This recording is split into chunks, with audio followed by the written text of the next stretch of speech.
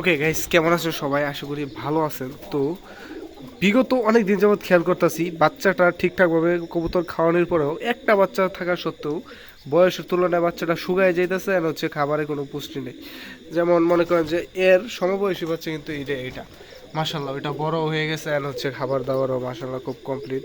বয়সী হওয়ার পরও এটারই অবস্থা। তো আমি 2-3 মাস আগে একটা ভিডিও আপনাদের সাথে শেয়ার করছিলাম যে বাচ্চা শরীরে এক ধরনের পোকা হয় যেটা রক্ত খায়। তো এটা একটু সন্দেহ হয়, অ্যান্ড সন্দেহ হওয়ার পর হচ্ছে আমি যখন চেক করি তখন হচ্ছে এই অবস্থা দেখতে পাই। এই এই দেখেন কিভাবে কবুতরের শরীর থেকে রক্ত খেয়ে ফেলতেছে, মানে কবুতরের বাচ্চা কোনোভাবেই বড় হইতে দেয় না। তো এখন চলেন এটা আগে ফালাই, তারপর বাকিটা দেখাইতেছি আপনাদেরকে। এই হচ্ছে সেই রক্ত খাদক। আগে বাচ্চাটাকে সেভ করে রাখি, দেখাই ওর শরীরে শুধু রক্তই পাইবেন। আমি আর একবার দেখছেন এটা কিন্তু রক্ত, মানে জোকের মতো অবস্থা। তো অনেকে এখন প্রশ্ন করবেন যে এটা হয় কি কারণে। আমি নিয়ে হচ্ছে 2বার পাইছি, 2বারই আপনাদের সাথে শেয়ার করছি। আর যেটা বুঝতে পারছি মূলত এই মাটির হাঁড়িতে যদি সব মানে এইগুলো আনা অনেক বেশি করে তাইলে মনে হয় প্রবলেমটা হয়, মানে আমি এই প্রবলেমটাই পাইছি। দেখি আরও আছে কি না এটাতে। চলেন, থাকার কথা আরও একটা বাচ্চা খাইলে এতগুলা হওয়ার কথা না। আল্লাহ মানে মাফ করো গাইস।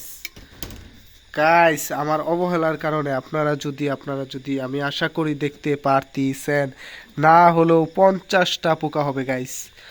আল্লাহ, এই বাচ্চাটা কেমনে বড় হইতো গাইস আমার বুঝান তো। আমি ভাই খেয়ালই করলাম না, দেখেন অবস্থা ভাই, একটা বাচ্চার এক এক করে খাইছে গাইস। আপনারা কি দেখতে পারতেছেন এগুলা কি? ইন্না লিল্লাহি ওয়াল্লাহ। ভাই এটা সম্পূর্ণ দইরা পুরাই দিব না ফালাই দিব আমি বুঝতেছি না। আল্লাহ, আমি কল্পনাও করি নাই সিরিয়াসলি। তো মূলত এই যে এইসব থেকে এইগুলো হয় মাটির হাঁড়িতে, হচ্ছে এই কাশলতা পাতা পাতা টাতা পয়সা এটা হয়।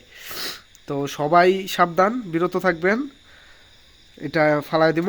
আর বাচ্চাটা যেহেতু গাইস অনেক বেশি পরিমাণ ক্ষতি হয়েছে, সেক্ষেত্রে বাচ্চাটাকে হচ্ছে এরকম একটা ক্যালটেট ট্যাবলেট নেবেন, একটা বড়িরে 4 ভাগ করে, আর এর 1 ভাগ হচ্ছে এই বেবিটারে খাওয়াই দিবেন, ঠিক আছে? তো চলেন আরে খাওয়াই দিই। ওটা ভাই দেখাইতে পারবো না, কারণ হচ্ছে আমি এক হাতে যেহেতু ভিডিও করতেছি। তো যাই হোক, মার্শাল্লাহ ওরা খাওয়াই দিছি। অবশ্যই আপনাদের বাচ্চার খেয়াল রাখবেন, আর যদি এরকম শুকায় টুকায় যায় এরকম কিছু দেখতে পারেন তাহলে তো চেক করবেন আশেপাশে কবুতরের বেবির। তো এই ছিল গেছে আজকে ভিডিও। সবাই ভালো থাকেন, সুস্থ থাকেন, আল্লাহ হাফেজ।